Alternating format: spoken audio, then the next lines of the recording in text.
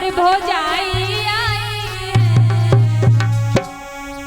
जैसे ही लक्ष्मण जी ने देखा, लेकिन भगवान राम जी कि बोले लक्ष्मण भैया और भौजाई आई है, और इन्हें देखकर हंस रहे प्रभु राम। इन्हें देखकर हंस रहे प्रभु राम।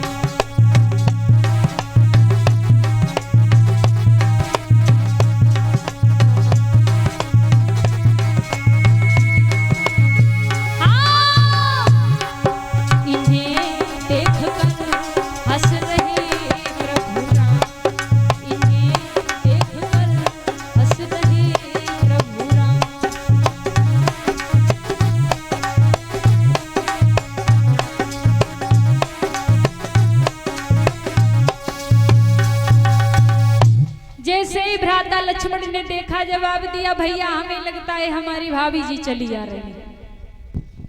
लक्ष्मण, हाँ तुम्हें मालूम ना है बोलो। जे तुम्हारी भाभी ना है। और कौन है? जे संगत जी की पत्नी सती जी है। ऐसा नहीं हो सकता है।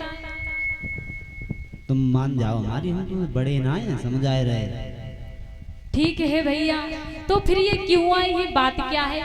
जे पेपर करवाना आई है, परीक्षा लेना आई। परीक्षा? हाँ, परीक्षा लेना आ रही। अच्छा, भगवान राम ने जैसे ही सती को देखा, वो मैया सीता का रूप धारण करके आ रही थी। जवाब दिया, सती जी, मैया सती ये बताओ, अपने भोले बाबा को कहां पर करके आई हो? वो नहीं साथ में आई।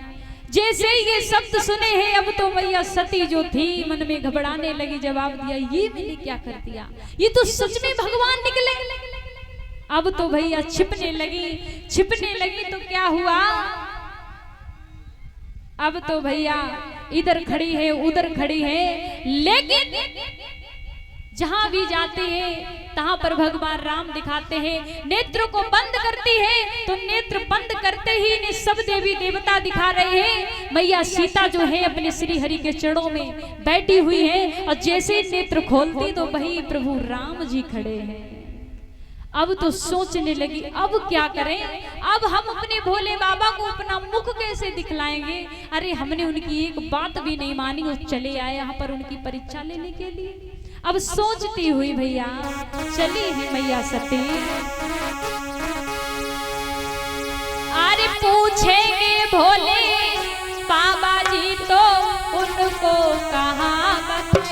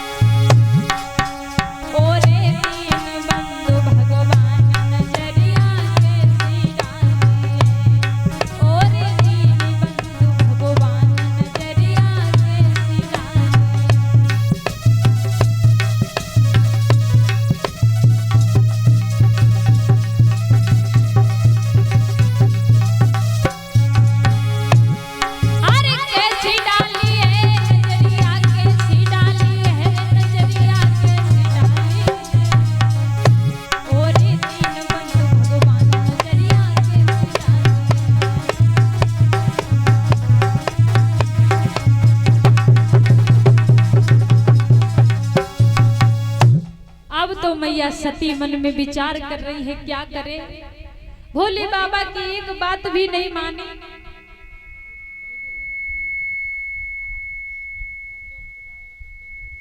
उसी समय चली है तो क्या हुआ, भोले बाबा के पास में पहुंच गई।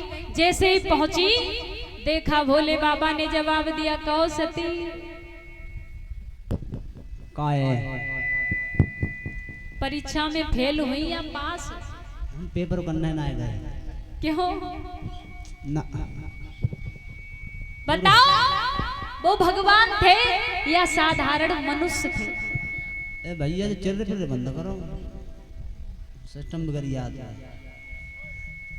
बात ऐसी है भोले बाबा, हाँ। हम परीक्षा लेवे थोड़ी ना गए, और हम तो उनसे राम राम करने गए थे, प्रणाम करने गए थे। ऐसा हो ही नहीं सकता। ऐसा ही है ही कतई है का ना सकता तो। अच्छा।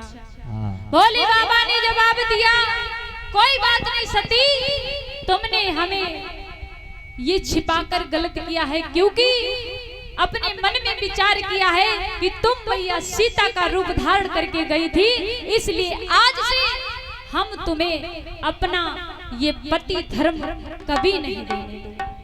उसी समय कि शिव संकल्प की मन माई, जातन भेंट सती अब नहीं।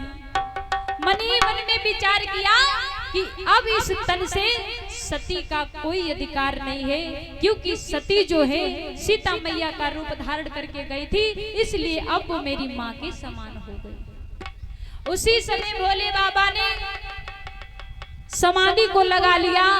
समाधि लगाने के बाद वे महाराज जिस प्रकार बैठ गए हैं, तो उसी समय सती जो थी रोने लगी। जवाब दिया, श्रीमन हमें माफ करना, हम नहीं पहचान पाए। सती जो थी रोती रही, लेकिन भोले बाबा ने अपनी समाधि को लगा लिया। धीरे धीरे कई वर्षे बीत गई। श्री सुखदेव जी बोले हैं, उत्तरानंदन परीक्षित 87,000 वर्षे बीत गई। बीतने के बाद में भोले बाबा ने जब अपने नेत्रों को खोला तो देखा वही सती एकदम से चरणों पर गिर गई और रोने लगी। लेकिन भोले बाबा ने क्या किया, वही सम्मान दिया जैसे एक पुत्र अपनी माँ को देता है। अब तो सती और घबराने लगी। जब घबराने लगी, जवाब दिया, अब तो हमें माफ कर दो, अरे गलती है, हम नहीं जान पाए। लेकिन भोले बाबा ने कोई उत्तर नहीं दिया।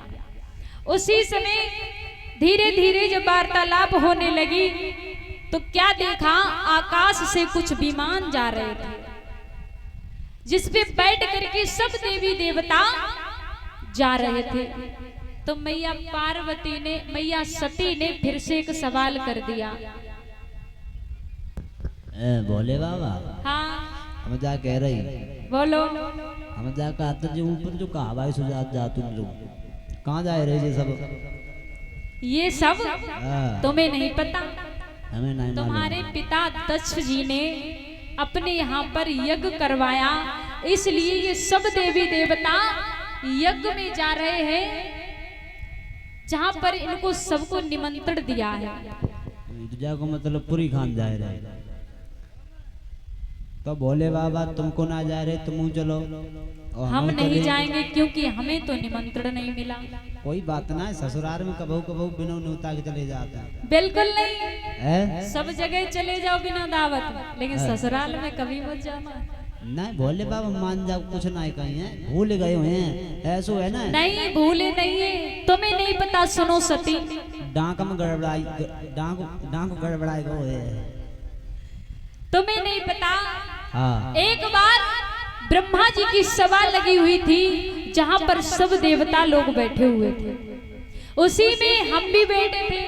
तुम्हारे पिताजी जब आए सभा में, और तुम्हें तो पता है सती जी, जब हम समाधि लगाते हैं तो अपने नेत्रों को बंद कर लेते हैं, वो तो है। हाँ, तो उसी समय तुम्हारे पिताजी आए, सब देवताओं ने उनका उठ करके सम्मान किया, और हम अपनी समाधि में लीन थे, नेत्र हमारे बंद थे, हमने उनको देख नहीं पाया, उनका सम्मान कर नहीं पाया। इसीलिए वही बेइज्जती के कारण आज उन्होंने हमें निमंत्रण नहीं दिया, क्योंकि कहा कि हम भोले बाबा को बिल्कुल नहीं दावत दूंगा, इसलिए हम वहां पर नहीं जा सकते हैं। तुम मैं जा कह रही बात दोनों ये तो देखो हमारी गाय। हाँ, मैं जा कह रही, अगर तुम ना जाओ तो कोई बात ना है, हमें चलो जान दो। तुम भी नहीं जा सकती हो, मान जाओ। तुम्हें नहीं पता, तुम वहां जाओगी, तुम्हारा कोई सम्मान नहीं करेगा, तो कितना बुरा लगेगा। नहीं बुरा लगे तो हमें लगे, भोले बाबा चलो न जान दो, इतनी देर से कह रही मैं है। सुनो, गुस्सा हो जाए, बिना बुलाए किसी के घर जाना नहीं चाहिए। तो किसी के घर थोड़े ही ना जा रहे, अपने पापा अम्मा घर जाता। तुम मेरी बात नहीं मान रही हो। अगर हम गुस्सा होएगा तो बस 3-4 दिन भूले हैं ना, तुमसे हम वही बताए रहे। आज मैया सती ने जवाब दिया, भोले बाबा ऐसे 3 घर हैं जिनके घर पे बिना बुलाए भी जा सकते हैं। एक तो अपने पिता का घर, दूसरा अपना मित्र का घर, तीसरा अपना गुरु का घर। लेकिन भोले बाबा ने जवाब दिया है, जब भी कोई काम होता है तब बिना बुलाए बिल्कुल नहीं जाना चाहिए। उसी समय क्या हुआ भैया, पार्वती वो सती जी थी, नहीं मानी, चल देती है। जब चली है तो क्या हुआ, दरवाजे पर पहुंची, लेकिन भोले बाबा ने अपने 2 गढ़ों को भेज दिया। हाँ शांत तो बैठो भैया, खाली मुंह दम मचा रहे हैं। देखो बात बढ़िया ना जी, बैठिया बढ़िया तेरी पैंट बैठ जा। हाँ उसी समय भोले बाबा ने अपने 2 गढ़ों को भेज दिया। भेजने के बाद में मैया सती जो थी दरवाजे पर पहुंची, लेकिन हुआ क्या कि पहुंची पर तात नहीं पहुंची, और पहुंची बहनाई खिलाई हुई। पूछी न पिता ने बात तलक, माई कुछ पहुंच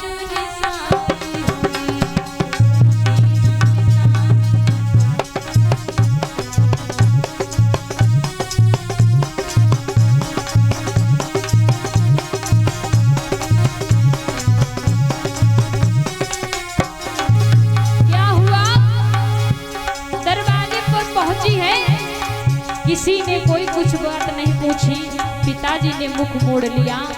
हुआ क्या, पहुंची पर चांद नहीं पहुंची, पहुंची बहनाई खिलाई हुई। पूछी न पिता ने बात तलक, माई कुछ पहुंच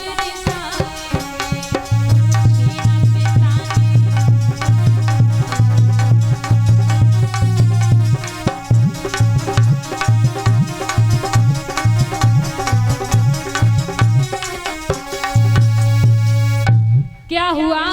पिताजी ने मुख मोड़ लिया। बहना सब कहने लगी, देखो इतनी बेशर्म है, पिताजी ने दावत भी नहीं दी फिर भी चली आई। इतनी कंगानी भेजती है पूरे निकले, देखो टेढ़ मुंह करे चलिए होती कहते रुकियो ना है। हुआ क्या, सबने मुख मोड़ लिया, लेकिन एक माँ की ममता ऐसी होती है, एकदम से पास में पहुंची, गले से लगा लिया, जवाब दिया, बेटी तुम्हारे पिताजी के आगे हमारी एक नहीं चली। क्या करें, मैंने बहुत कुछ कहा लेकिन उन्होंने तुम्हें बुलाया नहीं। कोई बात नहीं, आओ हम तुम्हारा सम्मान करते हैं। लेकिन जैसे ही पिताजी ने देखा, एकदम से माँ को डांट दिया। जो इनकी सती जी की माँ थी, एकदम से वो भी चली गई। अब तो सती अकेली रह गई। विचार कर रही है कि अगर मैं अपने भोले बाबा की एक बात मान लेती तो यहाँ पर ये दशा नहीं होती, क्योंकि पहली बार उन्होंने बात ना मान करके भगवान राम की परीक्षा ली। दूसरी बार भोले बाबा जान भी गए थे, लेकिन फिर भी उन्होंने झूठ बोला कि हमने उन्हें पहचान लिया था। तीसरी बार बात ना मान करके ये अपने मायके चली आई। कहते ना, 1-2 बार गलती हो जाए तो माफ करी जाती है, और जब 3 बार गलती हो जाए तो जान लो 3 तिकाड़ा।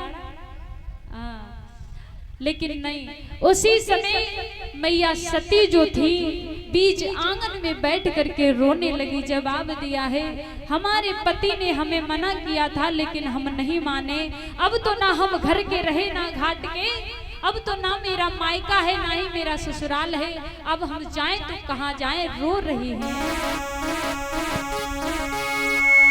कि यहाँ रूठे पिता माता रे,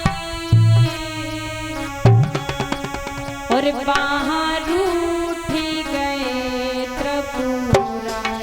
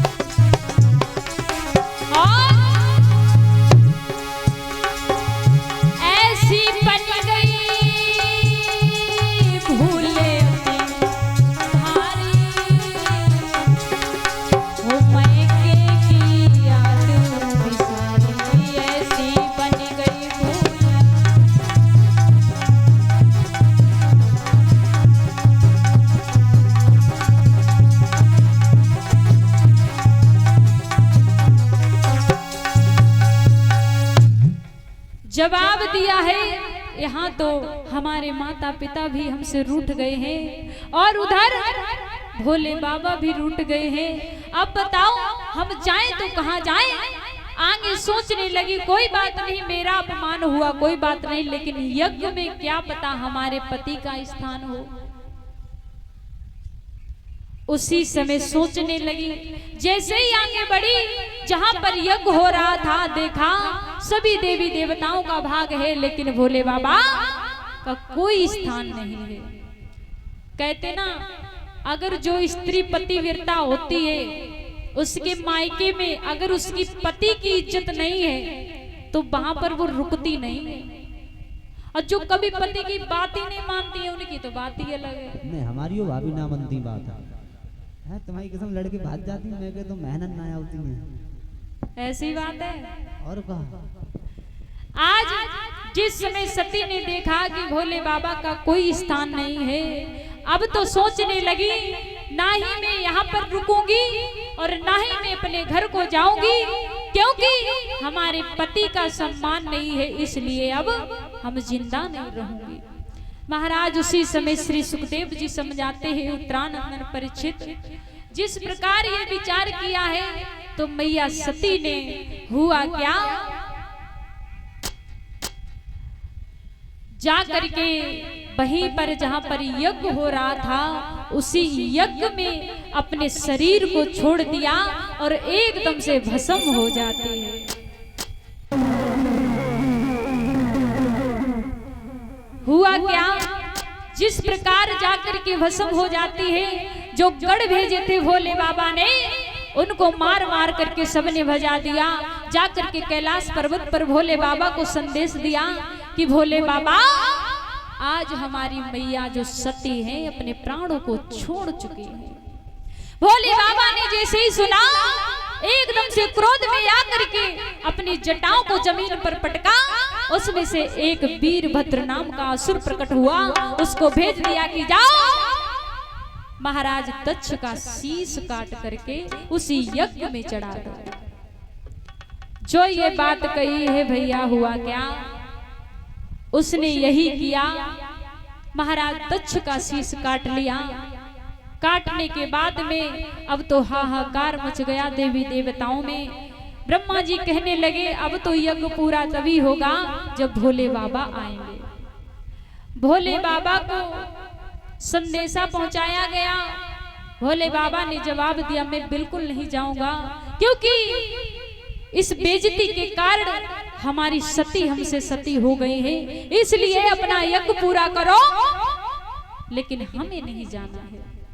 उसी समय क्या हुआ, जब सब देवताओं ने मनाया तो भोले बाबा को बुलाया गया, तो भोले बाबा ने जवाब दिया कि जाओ सबसे पहले किसी का सिर मिल जाए और वो सिर काट करके महाराज दक्ष के सिर के ऊपर लगा देना और यज्ञ पूर्ण हो जाएगा। तो श्री सुखदेव जी समझाते हैं उत्तरानंदन परीक्षित, एक बकरी का शीश मिला है जिसे काट करके महाराज दक्ष के ऊपर लगाया गया, जिससे यज्ञ पूर्ण हुआ। बोली सच्ची दरबार की। और सती जो थी वो तो सती हो गई। तो कहते ना, बात मानो जो मानने वाली हो। और कहते ना, पति भी ऐसा होना चाहिए जो अच्छी रास्ता बताए। जो तुम्हें कहता है कि उस रास्ते पे मत जाओ तो मत जाओ, अगर चली गई तो यही हाल होगा जैसे सती का हुआ है। बोली गोविंद भगवान की। बोलिए सच्चिदानंद भगवान की। आज उसी प्रकार इन्हीं सती का जन्म महाराज हिमांचल के यहाँ पर होता है। मैया मेना के गर्भ से, जिनका नाम महाराज रखा गया है पार्वती। इसके आगे की कथा आप कल दिन की वेला में सुनेंगे। और टाइम भी हो रहा है तो एक लाइन से संकीर्तन बोलेंगे, उसके बाद में आरती और प्रसाद परीक्षित महाराज तैयार कर ले। हाँ, हमारो भजन स्टार्ट होए और तैसे ही आप लोग यहाँ निकल